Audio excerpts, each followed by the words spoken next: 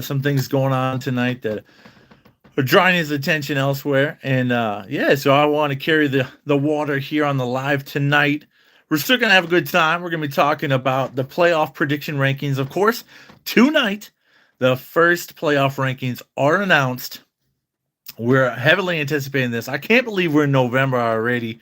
Just truly think about that, man. Like the season is flying by. It always does, though. It never just it never just slows down. It seems like we're enjoying it, and when you're enjoying some things, always fly by faster than in other cases. But I'm gonna go over my top four playoff predictions. Who the top four teams in there are in the nation? The playoff committee always seems to want to make a splash and make a headline essentially with their first rankings more so than any others. They want to differentiate themselves from the AP poll. They want to make their case that this is our own poll. We've taken into account the seasons thus far, and this is what we're going with. This is who we think is the top team in the nation. And it hasn't always been the number one team that the AP poll has selected, and so I'm really curious to see if the Buckeyes are going to retain the number one spot in America or if someone else is going to take that throne. It's been Ohio State since week 2, man, leading the polls, man. It's been a fun state at the top, and I think we will continue to be there, but I'm not quite certain because the committee loves to differentiate themselves. Also going to talk about the SEC versus the Big Ten power struggle, man. If we're talking about recruiting rankings, we're talking about coaching, who has the best coaching, who has the best players in what conference. You know, the power struggle is gone back and forth. And to be honest, for the most part in this first 25 years of the century, the Big Ten has not had an argument for preeminence as a college football conference. But the last 2 national titles have been won by Big Ten teams. Now, I didn't want to see Michigan win it, but, you know, it was kind of nice in the fact that an SEC team didn't win it. And they've won the majority of them this century. Let's just be completely honest. They have been the dominant conference with the best head coaches, with the best players, the most NFL draft picks. It's just the reality of the situation. The Big Ten has closed the gap, and I think they're closing even more. Let's be honest, man. We got 3 contenders this year in the Big Ten as well. If you're looking at Ohio State, Indiana is legitimately a national title contender. There's no question about it in my mind. They belong as a serious contender. They got a strong run game. They got a very strong defensive line. They get after the quarterback. So I'm really excited to see where the Hoosiers are going to be ranked as we get the playoff rankings revealed. But they're a serious national title contender. And of course, you got the Oregon Ducks as well. The Ducks, I'm not as convinced with them as other teams might be. Who are you referring to in terms of they haven't played in one? Ohio State, or are you talking about the Hoosiers? Because I mean, they did knock off Oregon, but in my humble opinion, that win out in Eugene, although it's one of the toughest and most raucous crowds out there, Oregon and Dante Moore just don't look quite as dominant as they did a year ago. The Hoosiers. Okay, he's saying, "What's up, Jay? What's up, Jace?" Yeah, I don't know if I would qualify. I mean, it was a good win to go on the road and go cross country and play in that Rockets environment. I give them credit for a dominant win. I thought it was a pretty good win. I actually did regard it higher back when they won. As I was saying, I've kind of downgraded Oregon as I've seen them play and struggle with the Badgers 2 weeks ago at home, barely putting them away. And then I also saw they struggle with Northwestern as well at Northwestern. Now, the Wildcats have a pretty good defense. But anyway, I'm getting ahead of myself a little bit in the fact that I am degrading the Ducks a little bit. I don't think they're as high quality and as potent offensively as they were last year. Now, their defensive backs and their pass defense, they actually have the number 2 pass defense in America out in Eugene. They got those tall cornerbacks, man, they added from the portal. And it's really made a difference. Mateo Uyunglele, excuse me, is quite the dominant force on the defensive line. He's not having as good a season as I thought he was going to, but he's still doing well. How do you think Alabama's going to rank? I wanted to get the playoff predictions. I know that the playoff committee loves shaking things up and making a splash and making a headline in week one as they release their rankings here. I think they're doing it live right now on ESPN, but it might not be till 8 or 8:30. Keep me posted on that when the rankings are revealed. But I've got somewhat perhaps a controversial opinion. Yeah, but you also lost to one that's really unranked right now. You have really turned around though. I'm not going to discredit what Bama has done. They got to be one of the hottest teams in the country right now. I did not see DeBoer turning things around. I was really hammering home on Kalen DeBoer. I did not think Ty Simpson was as good as he's turned out to be. He looked dreadful versus the Seminoles, and I must admit, I'm quite shocked and flabbergasted by that result. I don't understand why Florida State took it to you, especially with how their season has unfolded and the way your season has unfolded since that contest. Ty Simpson looks like a completely different quarterback. I understand he's got more experience now under his belt, and he's grown into his role. He seems to have calmed down. But my goodness, man, what a turnaround for Ty specifically. That was the fire spark. You think it lit the fire underneath them? It could be, man. I was a believer in Kalen DeBoer more than my co-host Rob, who usually joins me but couldn't tonight. He won at a program like Washington, and that hasn't been done since the early 90s. He took them to a national title game. They got flattened by Michigan, unfortunately. But, Kalen DeBoer has really proven his mettle that he can keep a team and a roster together and keep them motivated. It's really destabilizing when you lose your opener. You work all off season to prepare for that opponent, and to come out and put the performance that they did on the field, to keep your roster together, keep your team motivated, keep your guys being hungry, and to keep your guys in the trenches. I know it's not like mid-season, you have multiple losses, but it can be really deflating to lose that opener, and sometimes it can snowball and turn into multiple losses, kind of like we've seen for the Penn State Nittany Lions. But my prediction for the playoffs is as such. The playoff rankings are released tonight. It might be happening right now, but I have actually, because they love making a splash and grabbing a headline, Fernando Mendoza and the Indiana Hoosiers, I do have them jumping our Buckeyes. I don't know if that's going to come to fruition. I'm having a little more doubt based on when I initially said this a week ago. I think it's not because of anything the Hoosiers has done. It's just because Ohio State is continuing to keep the pedal to the metal and destroying teams and doing to teams what they really should be doing. They're taking care of their business, handling things in a professional manner. But it just goes back to the fact that the committee always wants to make a headline. They need to grab the attention of College Football Nation. This is the first ranking. Something in the top 5 is going to be shaking up. I'll just put it like that.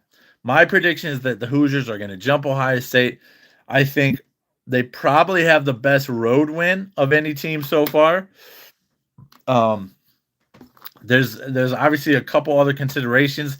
Alabama over Georgia, putting the hurt on them as I knew they would. They're Georgia's kryptonite, and it really makes me laugh because I'm not the biggest Kirby guy. I don't think he's a molder of men. I don't think he cares about developing men. And I really don't have a lot of respect for his program. I think he is a phenomenal X's and O's coach. He understands the game well, but I just don't think that Kirby is developing men, nor is he interested in developing human beings down in Athens, Georgia. So I don't have a lot of respect for all that. But let's see, Locke is saying Bama's ready for the Buckeyes. We're going to find out. That would be a phenomenal matchup, man. It hasn't happened in a decade. I know we got a series scheduled for later. I think it's 28 and 29 that Ohio State and Alabama are finally going to have a home and home. First time in history. Really looking forward to that one. Of course, Alabama has dominated the series, and they won the 2020 National Championship over Ohio State.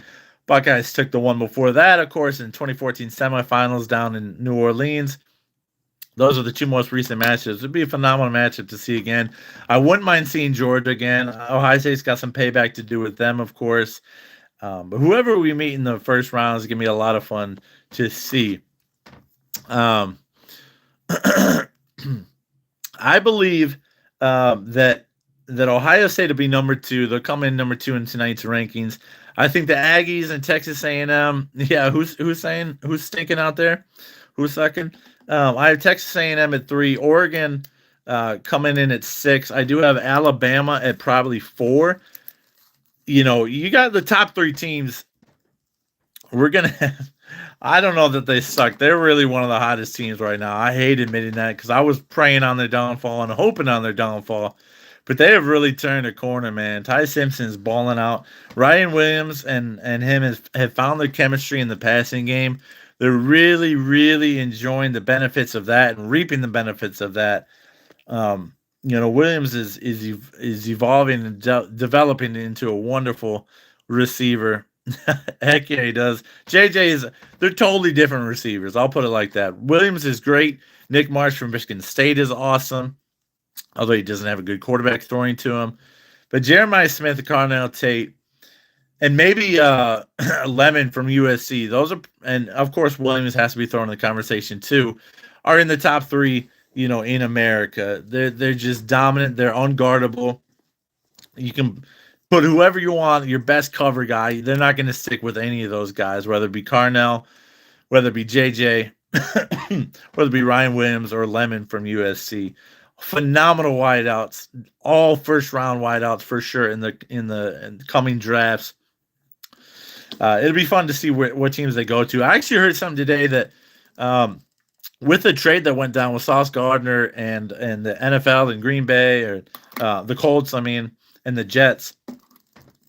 I heard that Jeremiah Smith is likely to go to the New York Jets. That would suck for his career. It'd be great for his brand because a lot of brand deals and opportunities in New York City for sure. But anyway, we're talking playoff rankings tonight. Do you think Alabama is ranked higher or Georgia? It's got to be Bama, right? Because they got the head-to-head win. It's got to be Bama and the Crimson Tide over the Bulldogs. They went into Sanford Stadium and took the W, took their heart again. I just don't know what's going to take for Kirby and the Bulldogs to get over the hump regarding Alabama. Like, it's clearly a mental thing. Obviously, Alabama's still really a talented team, and like I said earlier, they're probably the hottest team in America with one loss. Just playing really excellent football, really disciplined football. They're running the football well, passing all over the park, and the defense has really come along since that opener versus FSU as well. So I think Oregon could jump into the top 5, but in my opinion, like I said, I'm not as high on the Ducks as some others are. Like, they've really struggled in some games. Now, I'm not saying, struggling with opponent is the end-all, be-all, and it's an indictment. If you're getting the win, you're getting the win. But the fact of the matter is, if you're struggling with several opponents, inferior opponents, like Northwestern, like Wisconsin, who is totally hapless and completely feckless right now. If you're struggling with those teams at home, the Badgers at home, and I know Northwestern was on the road, but if you're struggling with the likes of those teams, Dante Moore just hasn't looked the same. I just have a feeling that Oregon's not quite as talented as maybe they were made out to be in the preseason polls. I really do think it's going to be Indiana and Ohio State for the Big Ten Championship. A 1 versus 2 with everything on the line when it comes to the end of the season. Of course, Ohio State has to get over the hump, the Michigan mental block that they have right now. Ryan Day needs to get over that for sure. There's no football reasons why Ohio State should lose to Michigan this season, but there weren't last year either, and we had them at home. Now we're going to go on the road to Ann Arbor in the Big House. I'm a little apprehensive about that game, but the Hoosiers, man, they have a clear path to 12-0. They really shouldn't be challenged. 4 games left on the schedule for them, and I think it's an absolute guarantee they'll be 12-0. Now, college football is full of surprises, and certainly this season it seems like every team that jumps up to 2 or 3 outside of Ohio State, of course, has taken an unexpected loss. whether it be Florida State to Virginia, whether it be the Bulldogs. That wasn't unexpected, but um, every week, those teams in that 2 or 3 slot were taking L's. It seemed like consecutively for a while. I think the trend was bucked, but Ohio State's been pretty stable at the top of the polls, and that's what makes me think Ohio State probably will retain the number one spot. As an unbiased, as unbiased as I can be, they've been number one for many, many weeks now. It certainly would be attention grabbing and headline grabbing to knock them off the perch as the number one team. But I think Ohio State will probably retain their rankings at the top. Now, if we're talking SEC versus Big Ten, the power struggle, man, it's real. Whether it be in recruiting rankings, Ohio State recruits nationally. Oregon certainly recruits nationally. Of course, the Crimson Tide do. The Bulldogs do. We're talking about Florida is looking for new coaches. You can't mention a power struggle if you're not talking about the coaches. The SEC is going through some serious changes in the conference. Everybody thinks Lane Kiffin is going to go to one of the bigger programs and leave Ole Miss. I don't think he's going to, man. No, let me reframe that. I don't think a bigger program should hire him. I don't think he's shown the propensity to get over the hump. Name some big wins in his career. They're few and far between. He beat Oklahoma, but that was without John Mateer. Oh, yeah. Thanks, Mark. Yeah, appreciate it. It's kind of like, it's a little bit different, but yeah, man, it's kind of interesting. I think that Lane Kiffin is not the guy to get big wins. Now, he's performed well with the backup quarterback. Trinidad Chambliss has been incredible coming from D2 Ferris State in my home state of Michigan here. It's really amazing in the fact that he's been able to do that with the backup quarterback. It blows me away. But I haven't seen him take a team over the hump. Honestly, he was reminiscent of James Franklin for me. I think he's freaking unable and incapable of getting the big victory. Every time the opportunity has presented itself at Ole Miss, or whether it was at USC, or whether it was another program he's led, he's not bringing home those big victories. And so why would a program like Florida, why would a potentially Tennessee, if they end up firing Heupel, it hasn't happened yet, but why would these programs go after Lane Kiffin? It doesn't make sense to me. I don't know why his name is being floated around. Yes, he is good, consistently winning 10 wins now at Ole Miss for a couple seasons in a row. But show me where he's gotten over the hump. Show me where he delivers the big-time victory when they were not favored, when they were not the home team. Show me that. I don't think he's deserving of these big-name, brand-name jobs that are being floated around. That's my opinion. I know that's controversial because his name is continuously talked about for these big-time jobs. Franklin, I think he should get a good job. I'm not certain he should get a massive job either. We each have a program in these conferences, whether it be the SEC or the Big Ten, that has lost a big-time coach at a big-time program. With Florida and the SEC, Ole Miss is likely going to be replacing Kiffin. Penn State, for the Big Ten. I'm really curious to see where Franklin's going to land. Like, I think he could go to the ACC and succeed and do well. Clark Lee, I think, if I was hiring, I would hire Clark Lee. I would take him if you can pull him away from Vandy. Nashville's an incredible town. He seems to love it there. Money does talk to a lot of these college football coaches. I get that. But, man, if your family is happy and you're happy at a school and at a program, why not become the legend at your program? Like Kurt Cignetti, Indiana. I could see James Franklin going to a smaller SEC school. He's going to land at a power program. It's going to be a Power 4 program. There's no question about it. It's just the fact of where and what conference. I don't think he's going to stay in the Big Ten. His reputation is a little too tarnished and too damaged for a school to take a leap of faith on him and give him the keys to the program. So I don't see Franklin staying in the Midwest. Maybe he takes the UCLA job. Maybe he wants to get away from the Big Ten. Maybe he wants to go and get some LA sun and a little LA action. I think he could do well there in elevating the program. Here's the thing. I think Franklin can still elevate a program. I truly do. I truly think he can still elevate a program. I just don't know. No, I do know. He's never going to get a program over the hump. They're not going to get over the hump under James Franklin, but he's certainly deserving of a good job, a big-time job, and I think he should be considered for some of these positions.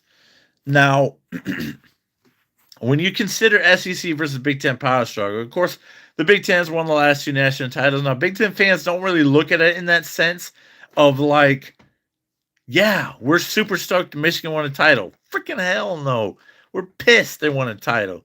We're not celebrating them on Michigan national title, especially with what came out and what their records were before Connor Stallions and post Connor Stallions. It's been night and day difference, man. And so there's a clear distinction there. So we're not celebrating Michigan, national championships here in the Big Ten, but there is still conference pride though. It's not the SEC chant. We're not up here chanting Big Ten or B1G, at our conference title games or playoff games or whatever.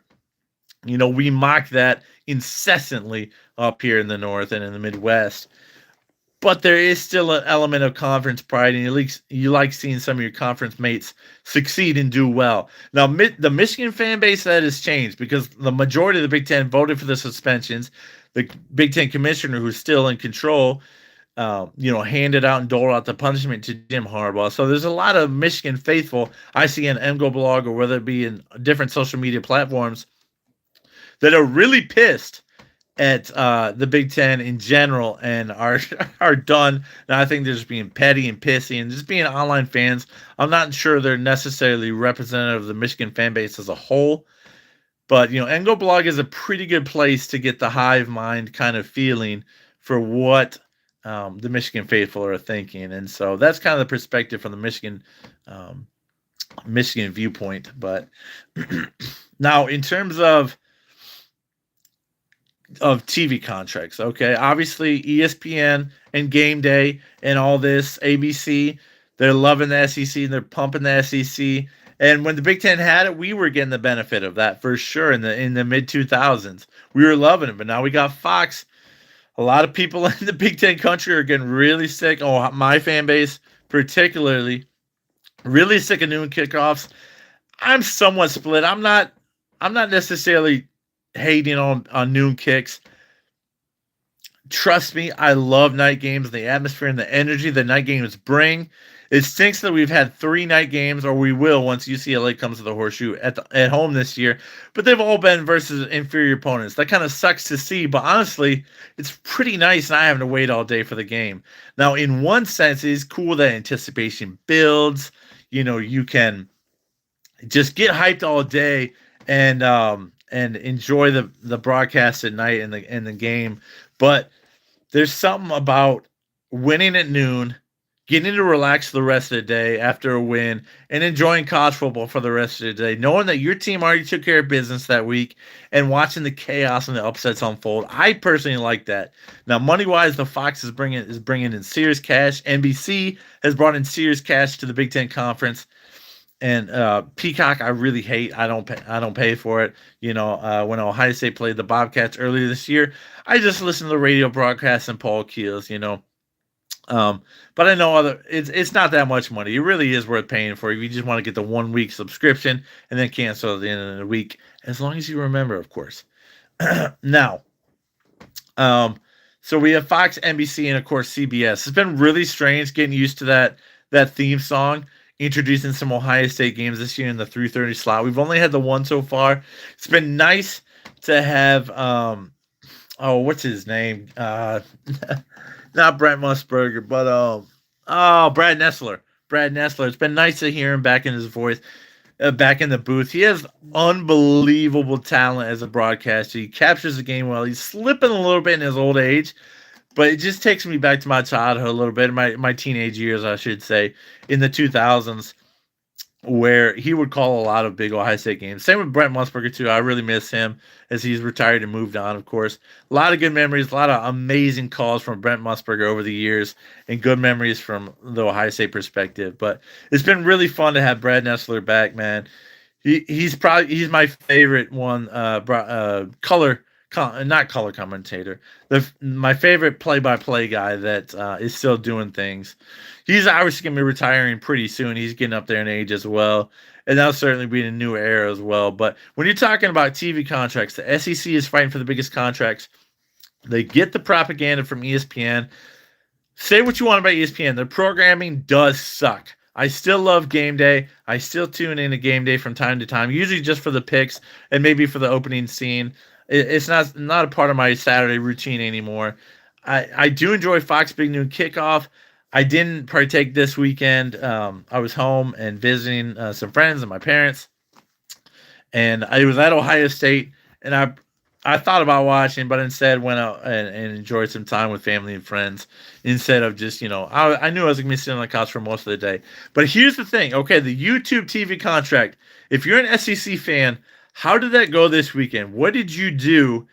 Because that still hasn't been resolved yet. And ESPN and ABC were out. And the SEC network as well. We're completely off the table this weekend because of the contract disputes and negotiations that are still ongoing. It hasn't been solved as this weekend, approaches. It's kind of stressful. I have YouTube TV. Thankfully, I wasn't affected. I could watch Ohio State, Penn State. I know some people have different opinions on illegally streaming and Stream East. I personally try not to partake in that. I do kind of see it as stealing and theft, but I certainly understand these corporations are greedy, man, and they're milking us, and they're going to milk me for more money if I'm going to keep the YouTube TV contract. It's already gone up astronomically since I've added it. It was much more affordable, a couple years ago, but now we're already north of $80. And with this dispute that's going on, we're going to be north of 90 when it comes back, and we get ESPN and ABC and the SEC network and all these other channels that are wrapped up in this dispute, in this negotiation. So hopefully, if you're an SEC fan, let me know how that went this weekend for you. Did you cancel your subscription, or did you stream illegally? It's certainly, when it comes to moments like this, you really got to think about, well, daggone, man, like they're screwing with me, and it's gonna come out of my pocket. It's not coming out of the corporation's pockets. It's gonna come out of my pocket to make up the difference that they do in these disputes. And so that really sucks, but it's like, the fact of the matter is, like, my opinion on Stream East is turning, I must admit, because I see the greed in these corporations. I see the hunger and the thirst for more and more and more, soaking us customers, more commercials during games, shorter games now, since these new clock rules. Let's be honest, the clock rules in college football were completely determined to get more ads in the sense of we'll have less gameplay, but still the same amount of time taken up for broadcast. Now, it does seem a little bit that the game times might have shrunk. Maybe that's just me this year. I'm really enjoying the games, and they seem to be going by quicker. But thankfully, I wasn't affected this weekend by the YouTube TV holdout. It's disgusting. Honestly, it's just despicable, and it's kind of turned me off. There's already so much money to be made. I know we're paying the players now. I know we're we have to find the money from somewhere, but these athletic departments were always profiting in a massive way, and now they're trying to pass the buck and pass the bill to us consumers, because we are addicted to college football. Let's be honest. We have an addiction. We have a problem. I love it. It's probably one of the healthiest addictions out there. But yeah, I love college football. I think the Big Ten, getting back to the point of where I was discussing, where I started this discussion here, the SEC and the Big Ten are in a power vacuum, in a power struggle. It's clear, to me at least, I think, that the SEC and the Big Ten are going to break off, form their own division, have their own playoff. It might be the four teams, but I really think it's going to be the SEC and the Big Ten, founding some kind of a super league, whatever that looks like, 48 teams, um, maybe 50. We'll see how that shakes out, but it seems to me by 2030 or so, we're going to have the SEC and the Big Ten splitting off, founding this super league, and college football is going to be completely unrecognizable from where we started the decade in 2020, of course. What a wild year that was, nationally, just looking back at that. But man, so much change has transpired. The NIL, do you like NIL? The portal, do you like the portal? Certainly it's helped Ohio State. We wouldn't have, won a national championship last year without Will Howard coming in and being that missing factor and that missing piece of the Buckeyes offense. But me personally, I must admit, I love Caleb Downs. Don't get it twisted. He's been with us 2 years now as a starter. But I prefer guys that chose us first. That's just me. I know that's controversial. I don't think most fans share that opinion with me, but I respect a guy and I root for a guy more that chose us first, that didn't have to choose us second. Now I get it. Julian Saint's the same way. He chose Bama and then he flipped to Ohio State once Saban was fired, or not fired. I'm sorry, once he retired. And that's a different story. When your coach retires and moves on, I get it. I can still, root for Downs and Saint in that vein. But for someone who chose a different program, especially, I love looting other Big Ten teams. Don't get me wrong. It's a lot of fun to say, we took your best player. But with Ohio State specifically this year, the portal has not really been that beneficial to us. Three of the guys that we paid the most money to, Bo Atkinson, the defensive end and the edge out of North Carolina, he's not a starter. Ethan Onwana, we paid him $1 million reportedly to be our right tackle. He's barely getting snaps at this point in the season, despite our right guard, Tegris Shabola, struggling mightily. Now, he played really well in the Penn State game, stepped his game up, but he's still been a liability at times this season, and definitely last year as well. So a lot of the guys we brought in haven't been massive contributors this season, at least from this offseason. Now, last year was the total opposite. Quinshawn was a key cog for the national championship. I also don't think the Buckeyes win a national championship without Quinshawn joining our team. We had Travion as explosive, but we need that power back and that short yardage back with explosive speed that Quinshawn brought to the table. And that was a lot of fun watching him and cheering for him. But I just don't have that connection and that closeness like a guy that's been in the program for 3 to 4 years, developed here, chose here, wanted to be here initially from the jump, and chose us first. I personally have a closer connection to those guys.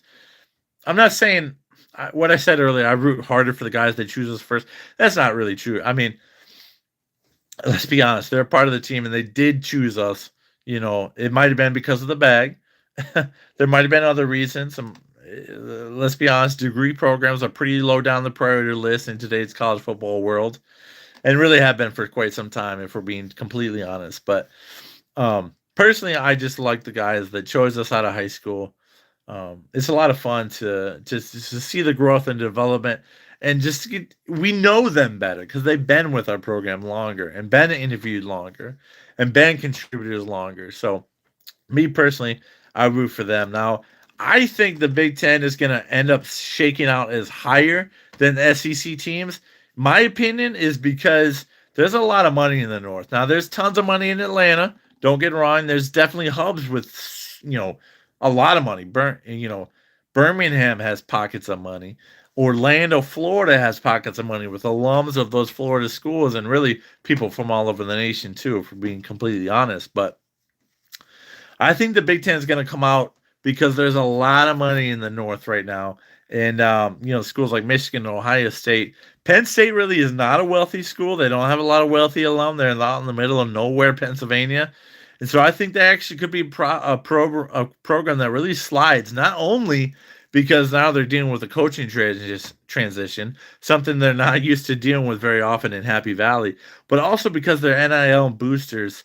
They don't have a ton of money that just flooding the program. They can pay a $12.5 million for a quarterback like Bryce Underwood, like Michigan could.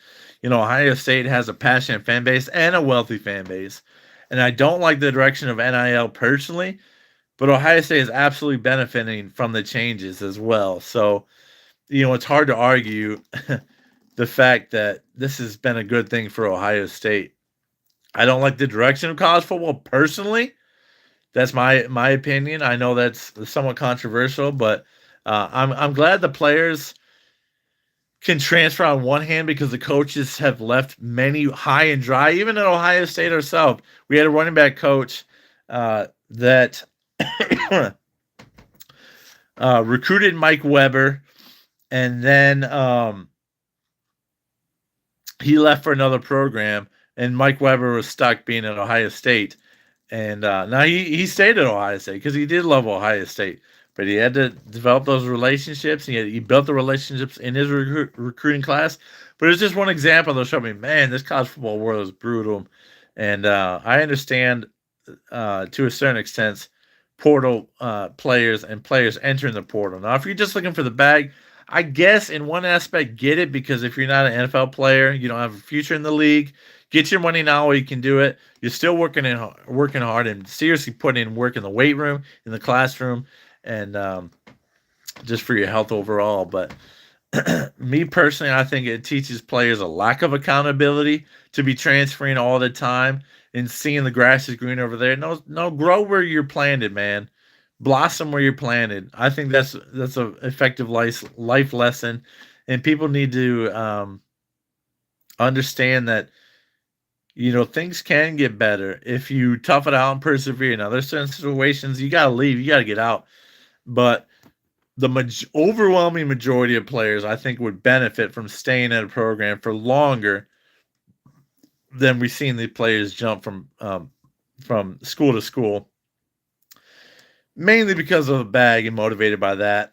Diego Pavia being the poster child for that. Nico Iamaleava as well being the poster child for that. But that's just kind of my personal opinion on the portal. Obviously, it's benefited Ohio State greatly to have Will Howard available immediately, Quinshon Judkins available immediately, Caleb Downs available immediately.